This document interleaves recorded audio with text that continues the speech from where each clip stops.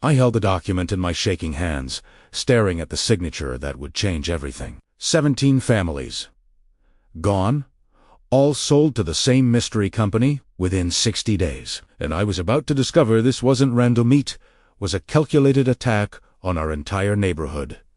My name is Karen, and I've been the HOA President of Riverside Gardens for the past 3 years. If you'd told me 6 months ago that I'd be standing in front of a federal investigation team, I would have laughed. But that was before I discovered the truth about who was really buying our neighborhood. It started on a Tuesday morning in April 2024. I was reviewing the monthly HOA reports when I saw it, a sale notification for the Henderson property on Maple Drive. The Hendersons had lived there for 28 years. I raised my hand to my mouth in surprise. They hadn't mentioned moving at the last HOA meeting 3 weeks ago. I called Margaret Henderson immediately. "Margaret, I just saw the sale notification. You sold the house?" There was a long pause. "We had to, Karen. They made us an offer we couldn't refuse. $750,000. Cash. For a house we bought for $180,000 back in 1996. $750,000. Our neighborhood homes typically sold for around $450,000. This was 50% above market value. Who bought it?" I asked. "Some company, Meridian Property Solutions. They knocked on our door 3 weeks ago. A very polite young man in an expensive suit. He handed us a check for $50,000 just to sign an intent to sell." After I hung up, I pulled up the county property records website. What I found made my blood run cold. The Martinez family on Oak Street sold March 5th. Buyer, Meridian Property Solutions. The Johnsons on Birch Avenue. Sold March 22nd. Buyer, Meridian Property Solutions. The Patels on Cedar Lane. Sold April 1st. Buyer, Meridian Property Solutions. I kept scrolling, my heart pounding faster with each entry. 17 properties. 17 families, all sold within the last 60 days, all to the same company. I laughed nervously, but there was no humor in it. This wasn't normal. I started a deeper investigation. Meridian Property Solutions had a website, but it was sparse. Generic stock photos. Vague mission statements. No names of executives, no office address beyond a P.O. box in Delaware. Delaware, the corporate anonymity capital of America. I raised my hand to push my hair back and called Tom Chun, my neighbor and a real estate attorney. "Tom, it's Karen. Can you look into a company for me?" "Meridian Property Solutions." Tom was quiet for a moment. "Karen, where did you hear that name?" The tone of his voice made my stomach drop. "They've bought 17 properties in our neighborhood in the last 2 months. Why? Come to my office. Now, we need to talk in person." 30 minutes later, I was sitting across from Tom in his downtown office. He had a file folder open, and his expression was grave. "Karen, Meridian Property Solutions is a shell company. It's owned by Westbridge Holdings, which is owned by Summit Acquisitions Group, which is ultimately owned by Blackstone Capital Partners." He slid a document across the desk. Blackstone Capital Partners manages $17 billion in assets. They specialize in residential aggregation. They systematically buy up entire neighborhoods until they own enough properties to control the local market. Then they either convert them to rentals with inflated prices or demolish them and redevelop into luxury condos. I felt sick. But why our neighborhood? Tom leaned forward. "Your affordable housing near a growing tech corridor. In 5 to 7 years, this will be prime real estate. They're buying now, while it's cheap. Based on their patterns, they'll target at least 60% of your neighborhood. That's 140 homes, 140 families displaced. What can we do? They're not breaking any laws. They make legitimate offers. People accept. Individual homeowners don't see the bigger picture. They see a great offer and take it. So we just watch our neighborhood disappear." Tom shook his head. "There are things we can do, but you'll need the whole community involved." "When's the next HOA meeting?" "Next Thursday. But Karen, You need to understand what you're up against. Blackstone has unlimited resources. They've done this in 47 other neighborhoods across 12 states. They always win. I looked Tom straight in the eye and smiled grimly. Then we'll be number 4, the one that got away. Over the next week, I worked 80-hour days. I called every family who had sold. I researched Blackstone and I contacted investigative journalists who'd covered similar situations. What I discovered was worse than I'd imagined. Blackstone had a whole system. They'd identify middle-class neighborhoods near future development zones. They'd create a local shell company. They'd start with a few purchases, always paying above market value. Then they'd send letters to every homeowner, knock on doors, call during dinner. They'd create artificial urgency and fear of missing out. And it worked. In neighborhood after neighborhood, they'd successfully acquired 60 to 80% of properties within 18 to 24 months. But I also found something else that made me smile. In Denver, a neighborhood had fought back. They'd organized, educated their community, and created legal barriers. The investment firm had eventually abandoned their plans. It was possible. Difficult, but possible. The Thursday HOA meeting arrived. I'd prepared a 40-slide PowerPoint with all my research. Property maps, sales, data, company structures. As residents filed in, I noticed empty seats. 17 empty seats where families used to sit. At 7:00 p.m., sharp, I called the meeting to order. Before we get to our usual agenda, I have something critical to share. Something that affects every single person in this room. I clicked to the first slide. In the last 60 days, 17 of our neighbors have sold their homes, all to the same company. And that's just the beginning. For the next 45 minutes, I laid out everything I'd discovered. The gasps and expressions of shock told me I had their attention. When I finished, I raised my hand for quiet. We have options. We can fight this. We can protect our community. But only if we work together. Robert Morrison, a retired engineer, stood up. Karen, what exactly are you proposing? I'm proposing we form a coalition.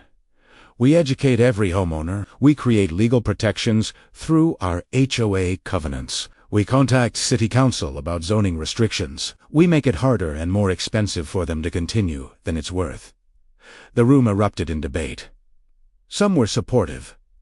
Others were skeptical. Then Susan Kowalski, 83 years old and respected by everyone, stood up. I've seen this neighborhood grow from 30 houses to over 200. I've watched children be born, grow up, and start families here. This isn't just property. This is our community. Our home. If Karen says we're under attack, 10 we fight. I'm in. One by one, hands started going up. I'm in. Count me in. We're with you, Karen. By the end of the meeting, we'd formed a committee of 35 residents committed to fighting the buyout. I drove home that night, feeling hopeful. We had a chance. A real chance. I pulled into my driveway at 9:30 p.m. and grabbed my laptop bag. As I walked toward my front door, I noticed something tucked under my doormat. An envelope, cream-colored, expensive paper. My name written in elegant calligraphy. I opened it under my porch light. Inside was a single sheet, with a message typed in the center. Miss Karen, we admire your dedication to your community. Blackstone Capital Partners would like to make you a personal offer for your property. $1,200,000. Cash, 30-day close. This offer expires in 72 hours. We hope you'll consider what's best for your future.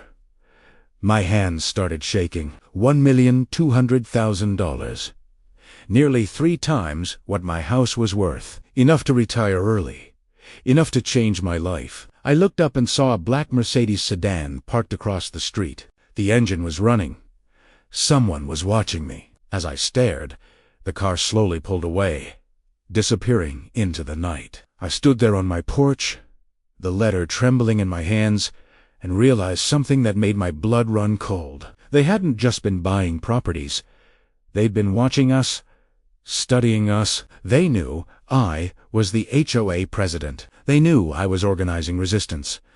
And this offer wasn't a gift, it was a test, or a threat. What would you do if someone offered you 3 times what your house is worth, but accepting meant destroying your community? Drop your thoughts in the comments below. Would you take the money and run, or would you fight? Let me know, because Karen's decision in part 2 will change everything. That night, I barely slept. The letter sat on my kitchen table, illuminated by the streetlight. $1,200,000. Life-changing money. But as dawn broke, I picked up my phone and made a call that would declare war on a $17 billion corporation. What I didn't know was that they'd already made their next move, and it was aimed directly at the people I loved most. I crumpled the $1,200,000 offer and threw it in the trash. 24 hours later, the city shut down our community center.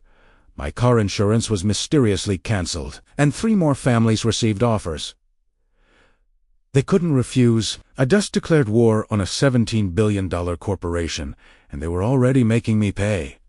I didn't sleep that night. The letter sat on my kitchen counter, the number glowing in my mind like a neon sign. $1,200,000. Life-changing money. But I kept thinking about Susan Kowalski's words at the meeting.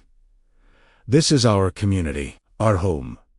At 6:00 a.m. on Friday morning, I picked up my phone and called Chun. Tom, it's Karen. They sent me an offer. $1.2 million. I'm turning it down. There was a long silence. Karen, are you absolutely sure? That's an incredible amount of money. I'm sure, but I need your help. How do we fight back? Tom laughed, and I could hear the admiration in his voice. All right, let's go to war. Come to my office at 9 o'clock and bring that offer letter. By 9:15 a.m., Tom had made copies of the offer and was already drafting a press release. This is our ammunition, he explained, holding up the letter. They approached the HOA president with a bribe to stop organizing resistance. That's not illegal, but it's terrible optics. We're going to make this public. Won't that make them angrier? Oh, they're already angry. You organized a community meeting. You exposed their shell companies. They know you're a threat. The question isn't whether they'll retaliate, how. So we strike first. By noon, Tom had sent the press release to every local news outlet, the city council, and several state representatives. The headline read, "Investment firm offers HOA President $1.2 million to stop community organizing." My phone started ringing at 12:30 p.m. First, a reporter from Channel 7 News. Then the city newspaper, then a blogger who covered real estate issues. I raised my hand to answer each call, telling the same story over and over. 17 families displaced. Systematic neighborhood buyouts. Billion-dollar corporations destroying communities. By 3:00 p.m., the story was everywhere. Local news websites, social media, community forums, and that's when the retaliation began. At 3:45 p.m., I received an email from the city. Subject: Immediate violation notice. The community center had been cited for 16 building code violations. Shut down immediately. We had 30 days to make repairs, estimated at $75,000.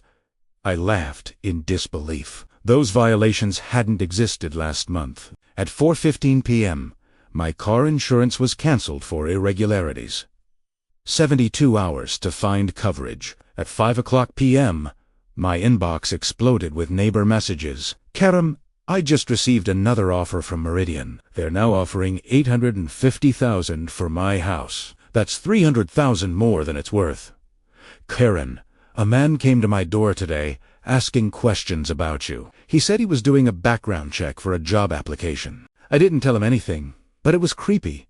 Karen, my mortgage company just called. They're demanding I refinance at a higher rate, or they'll start foreclosure proceedings. This doesn't make sense. I've never missed a payment. I sat at my kitchen table, reading message after message, and felt the weight of what I'd started. They weren't just coming after me. They were going after everyone who stood with me. At 6:30 p.m., Chun called. Karen, Blackstone has connections with the city planning department. The building inspector's brother-in-law works for their subsidiary.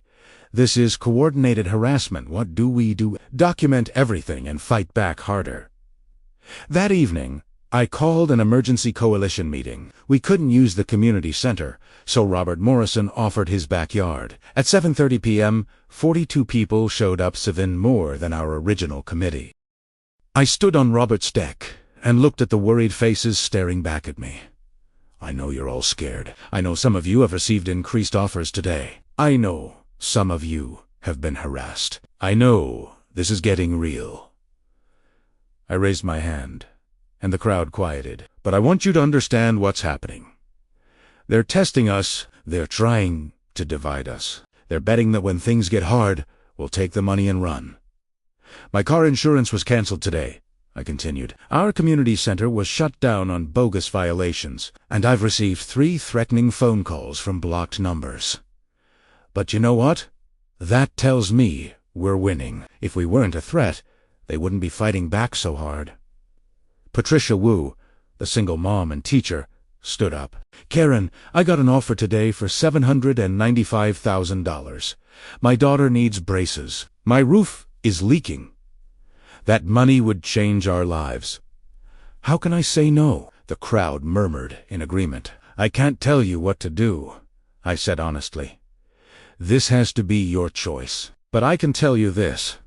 If we all sell, we'll have money, but no home, no community, no neighborhood where your daughter grew up, and Blackstone will move on to the next neighborhood, and the next, and the next. Someone has to stand up. Someone has to fight. Susan Kowalski raised her hand. Karen, what exactly is our strategy? How do we actually stop them? Tom Chun stepped forward. We're working on multiple fronts, filing complaints about the harassment, petitioning city council for zoning restrictions, organizing media campaigns, and creating an HOA covenant giving residents first refusal rights on any sale. Will that work? Someone asked. In Denver, it did. We can do the same here. How long will this take? Asked Robert Morrison. Months. Maybe a year. But if we stick together, we can outlast them. The meeting went until 10 o'clock p.m. 38 people committed to staying, for families needed time to think. Over the weekend, Tom and I drafted the right first refusal covenant.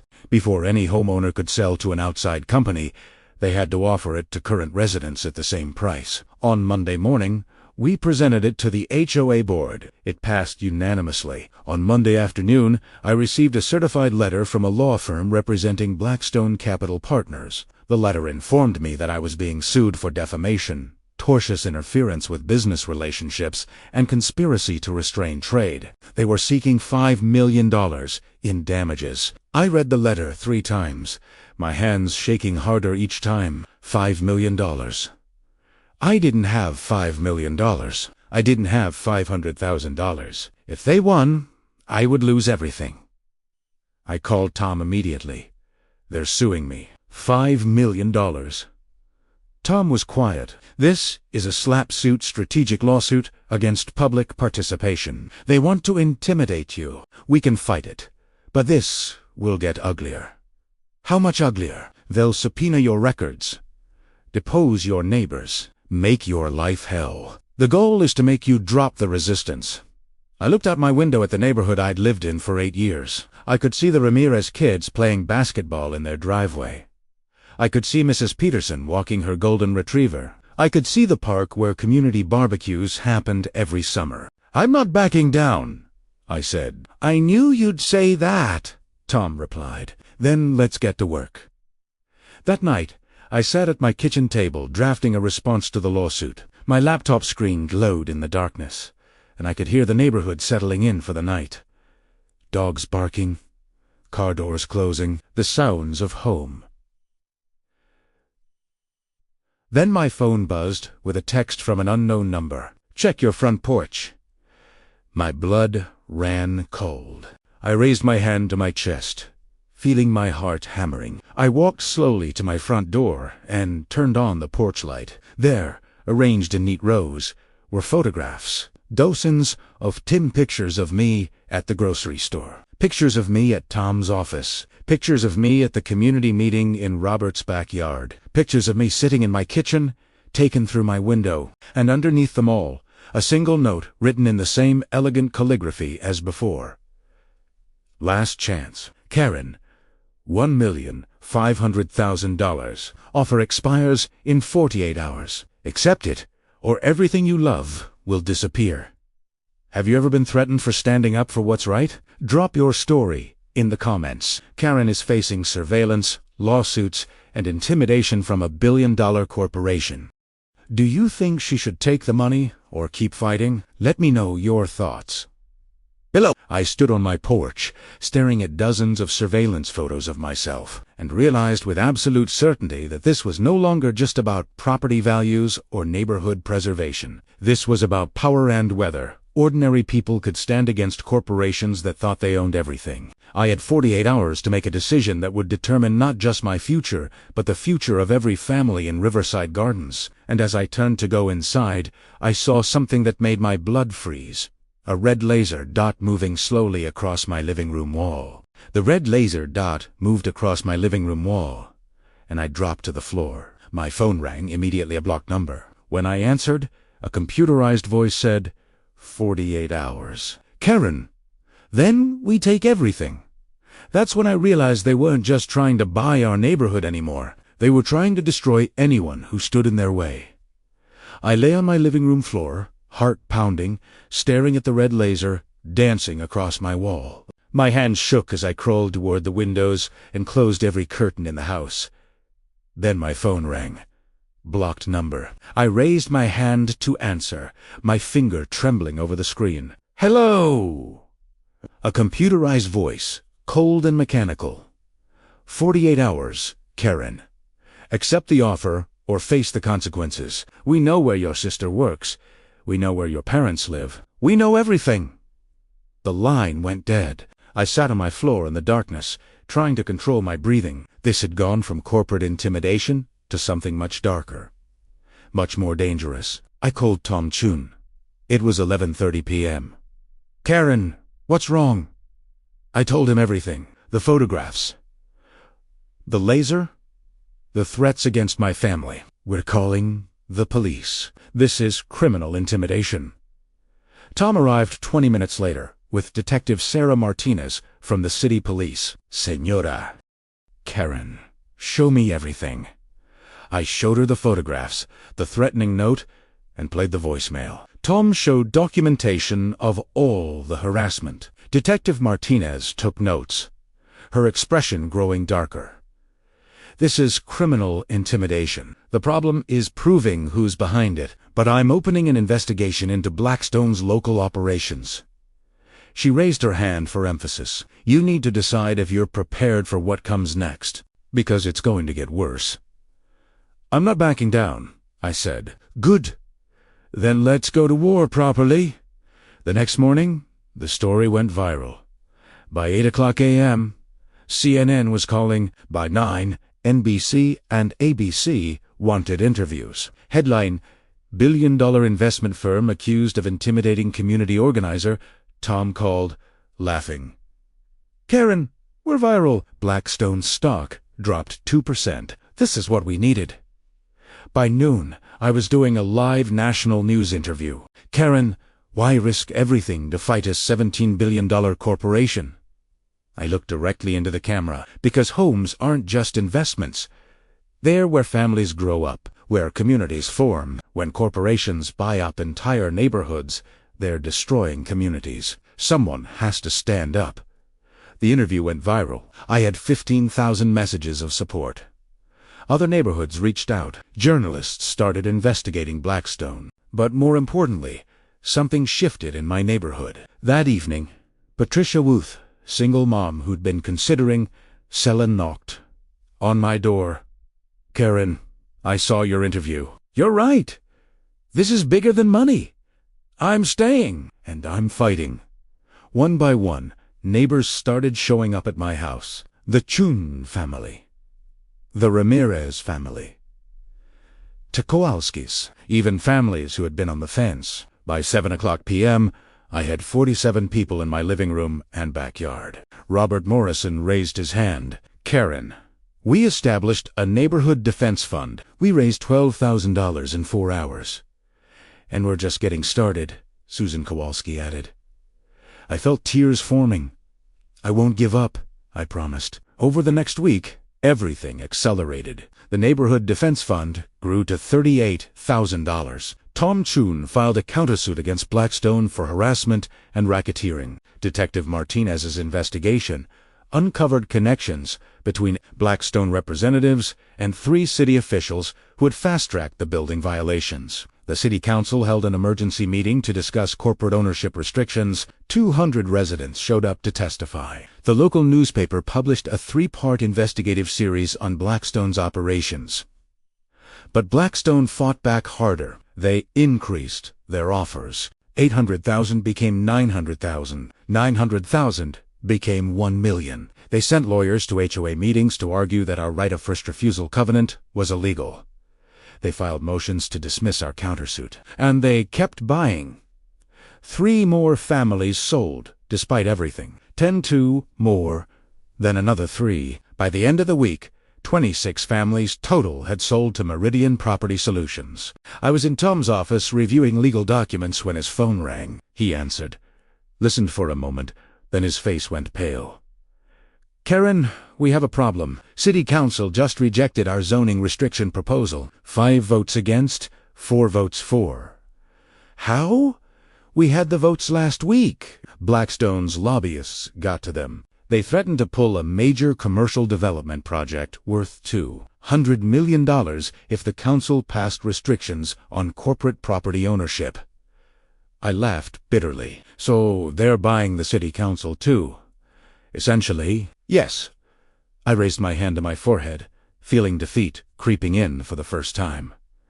Tom, are we actually going to win this? Or are we just delaying the inevitable? Tom was quiet for a long moment. I don't know, Karen. Honestly, they have infinite resources. They can wait us out. They can buy every politician. They can make life so miserable that eventually everyone gives up. That's how they've won in 47 other neighborhoods. So what do? We change the game. We stop playing defense and start playing offense. What does that mean? Tom pulled out a folder and slid it across the desk. I've been investigating Blackstone's financing. They're using something called a real estate investment trust, a REIT. It allows them to avoid paying most corporate taxes if they distribute 90% of their income to shareholders. But there's a catch. If they violate federal housing laws, they lose their REIT status and owe billions in back taxes. I leaned forward. And have they violated housing laws? Tom smiled. Think so. The Fair Housing Act prohibits systematic discrimination in housing access. If we can prove that Blackstone's buyout strategy disproportionately displaces low-income families and minorities, we might be able to trigger a federal investigation. Would that actually stop them? It would cost them billions, maybe enough to make this neighborhood not worth the fight. Then let's do it. Over the next 3 days, Tom and I compiled data on every family that had sold. We documented income levels, racial demographics, and displacement patterns. What we found was damning. Of the 26 families who sold, 19 were minorities, 14 were below median income, 8 were elderly on fixed incomes. Blackstone had systematically targeted the most vulnerable residents. It was predatory and possibly illegal. Tom filed a federal complaint with the Department of Housing and Urban Development on Thursday afternoon. By Friday morning, we had federal investigators requesting documents. By Friday afternoon, Blackstone's lawyers were calling Tom's office, demanding meetings. By Friday evening, I received a text from an unknown number. You just made the biggest mistake of your life. Check your credit report. I raised my hand to my mouth as I logged into my credit monitoring service. My credit score had dropped from 780 to 520 overnight. There were 6 new accounts opened in my name, $17,000 in fraudulent charges. 3 collection notices. My identity had been stolen. I called Tom. my voice shaking. "They're destroying my credit. They're committing identity theft. Tom, what do I do?" "Document everything. File police reports. Call the credit bureaus." "Karen, this proves they're desperate. We're winning, but they're willing to commit crimes to stop us." That night, I sat at my kitchen table, surrounded by police reports, credit disputes, and legal documents. My phone buzzed with another message from an unknown number. "Last warning. Drop the federal complaint or lose everything. Your credit, your home, your family. We own the city. We own the banks. We own everything. You can't win!" I stared at the message for a long time. Then I forwarded it to Detective Martinez, Tom Chun, and the federal investigators, and I typed a response. "I'm not dropping anything. See you in court." I hit send and waited. 3 minutes later, my phone rang. Not a blocked number this time, a direct line. A human voice, smooth and cold. "Miss Karen, my name is Richard Caldwell. I'm the Chief Operating Officer of Blackstone Capital Partners. I think it's time we met face to face. Tomorrow, 10 o'clock a.m. My office, downtown. Come alone." Would you go to that meeting alone? Karen just got invited to meet the billionaire CEO who's been threatening her family and destroying her life. Drop your advice in the comments. So hold Sego. What would you do in her situation? Let me know below. I hung up the phone and sat in the darkness of my kitchen. The chief operating officer of a $17 billion corporation wanted to meet me, face to face, alone. Every instinct screamed that this was a trap, but I also knew that this might be my only chance to look my enemy in the eye and find out what they really wanted. I had 16 hours to decide whether to walk into the lion's den. What I didn't know was that Richard Caldwell had already made a decision about me, and it wasn't about money anymore. I walked into the penthouse office of Richard Caldwell, the man who controlled $17 billion, and thought he could buy my neighborhood. He smiled at me like a shark and said, "Name your price, Karen. Everyone has one." I looked him straight in the eye and said, "You're about to lose everything." That's when I showed him the evidence that would destroy his empire. I stood outside the downtown skyscraper at 9:45 a.m., staring up at the glass tower that housed Blackstone Capital Partners. My phone buzzed with messages from Tom, Detective A. Martinez, and dozens of neighbors. "Don't go alone. This is a trap. Karen, please reconsider." But I was going, not because I was brave, because I was tired of being afraid. I raised my hand and pushed through the revolving doors. The elevator ride to the 42nd floor felt like an eternity. When the doors opened, a receptionist in an expensive suit greeted me with a cold smile. "Ms. Karen, Mr. Caldwell is expecting you. Follow me." She led me through a maze of glass-walled offices filled with people staring at computer screens, showing property values, market trends, and acquisition targets. On one screen, I saw a map of my neighborhood with properties color-coded: green for acquired, yellow for pending, red for resistant. There were only 8 red dots left, 8 families still fighting. Richard Caldwell's office was at the end of the hall. Floor-to-ceiling windows, leather furniture, awards with politicians covering the walls. Caldwell stood at the window, silver hair, 50s, perfectly tailored suit. When he turned, his smile didn't reach his eyes. "Karen, please, sit." I remained standing. He laughed. "I respect that. You're a fighter."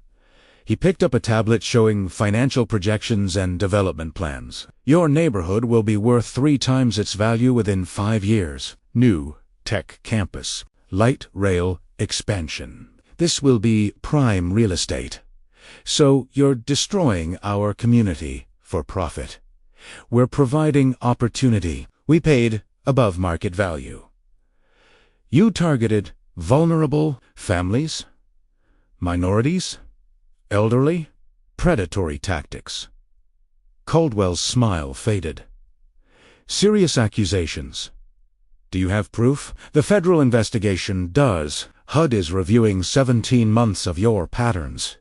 They're finding discrimination, fair housing violations."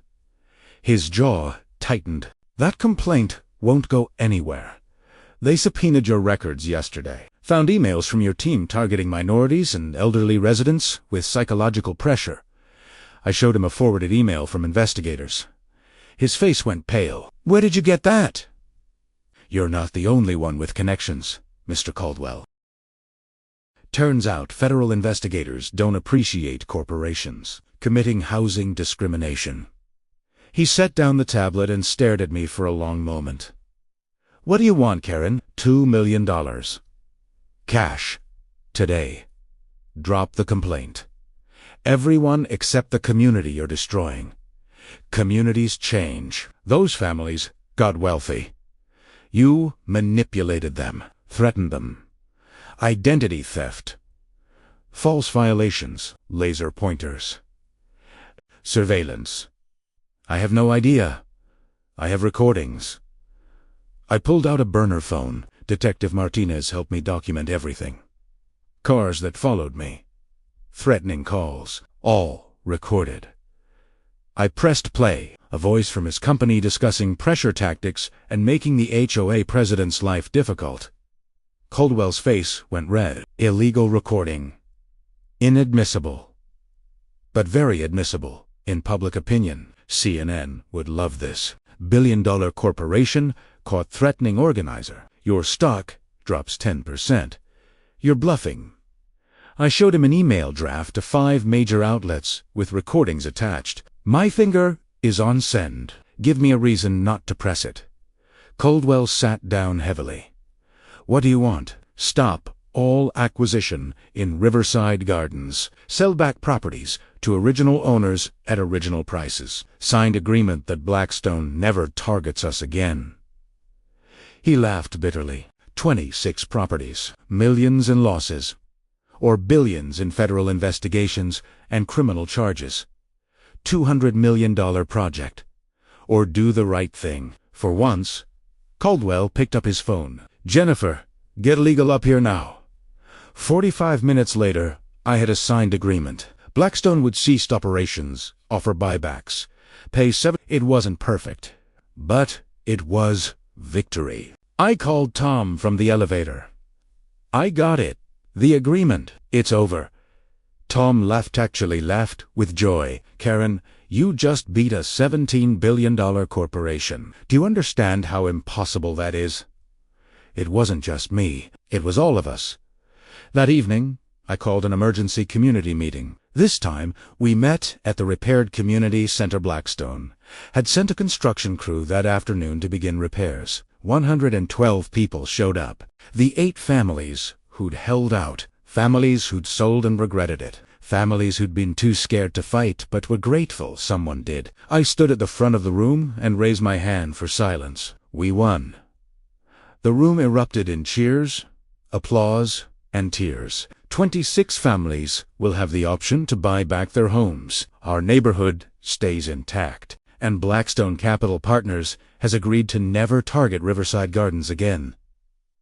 Susan Kowalski stood up, tears streaming down her face. You saved our community, Karen. You saved our home. No, I said firmly. We saved our community. Every person who refused to sell. Every person who contributed to the defense fund. Every person who showed up at city council meetings. Every person who believed that home is more than just property value. We did this together. Patricia Wu raised her hand. What happens now? What if another company tries the same thing? Tom Chun stepped forward. That's why we're implementing permanent protections. The right of first refusal covenant is now binding. We're working with the city council on zoning restrictions, and we're sharing our strategy with other neighborhoods facing the same situation. You're not just heroes, Robert Morrison added. You're a blueprint. Other communities are already reaching out, asking how we did it. Over the next 2 weeks, the media coverage exploded. Our story was featured on national news, in major newspapers, and even in a segment on 60 Minutes. The neighborhood that said no became a rallying cry for communities across the country. 17 families bought back their homes. 9 families chose to keep the money and move on, which was their right. But our community survived, stronger than before. 3 months later, I was sitting on my porch, watching the sunset, when my phone rang. It was Detective Martinez. "Karen, you should know the federal investigation resulted in Blackstone losing their REIT status. They owe $3.2 billion in back taxes. Richard Caldwell resigned this morning." I raised my hand to my mouth in shock. $3.2 billion. Your evidence was the key. They're restructuring the entire company. And get this, the Department of Justice is now investigating their operations in all 47 neighborhoods they targeted. Your fight might save thousands of families. After I hung up, I sat there on my porch, watching my neighbors, the Ramirez kids playing basketball, Mrs. Peterson walking her dog, the Chun family setting up for a barbecue. Home. Not because of the property value, not because of the investment potential, but because of the people, the community. The memories we built together. My phone buzzed with a text from an unknown number. My heart jumped, but it wasn't a threat this time. "Miss Karen, my name is Maria Rodriguez. I live in Phoenix. Our neighborhood is facing the same thing yours did. Can you help us? Can you teach us how to fight?" I smiled and typed back, "Yes, and you're going to win, just like we did." Because that's what I learned through all of this. Corporations are powerful. They have money, lawyers, and political connections. But they don't have what we have.